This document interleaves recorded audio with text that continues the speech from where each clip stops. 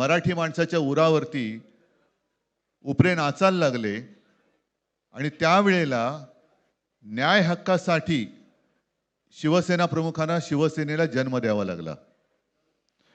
साधारणतः 60-65 वर्ष आता होतील, पुढच्या वर्षी शिवसेनेला 60 वर्ष होतील।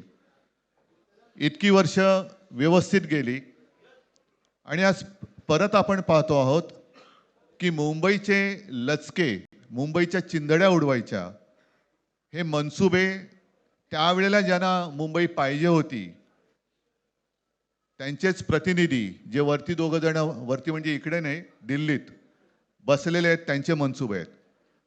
आणि आता जर का आपण भांडत राहिलो तर मग तो जो काय संघर्ष, ते जे काय हुतात्मा स्मारक आहे त्याचा मोठा अपमान होईल। आज आम्ही आमचं कर्तव्य म्हणून एकत्र आलेलो आहोत आणि मी मागेच म्हटलं एकत्र आलो आहोत ते एकत्र राहण्यासाठी।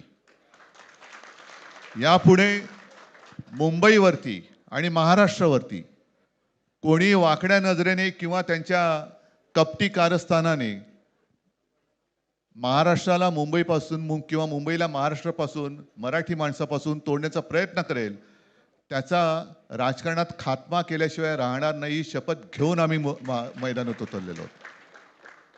उत्साह अमाप आहे। मी तुमच्या सर्वांच्या माध्यमातून, मला कल्पना आहे की आज केवळ महाराष्ट्रच नाही तर अख्खा देश बघतोय। मी सर्वांना विनंती करतोय, आवाहन करतोय आणि एक सूचना सुद्धा करतोय, कारण मागे विधानसभेच्या वेळेला भारतीय जनता पक्षाने जो एक अपप्रचार केला होता, बटेंगे तो कटेंगे, तसंच मी मराठी माणसाला सांगतोय की आता जर का चुकाल तर संपाल, आता जर का फुटाल तर पूर्णपणे संपून जाल। म्हणून परत एकदा तुटू नका, फुटू नका आणि मराठीचा वसा टाकू नका, हाच एक संदेश मी आमच्या आज दोघांच्या युतीच्या निमित्ताने संपूर्ण महाराष्ट्राला देतो आहे। आणि मला खात्री आहे की मराठी माणूस हा सहसा कोणाच्या वाटेला जात नाही, पण त्याच्या वाटेला जर का कोणी आलाच तर त्याला परत जाऊ देत नाही।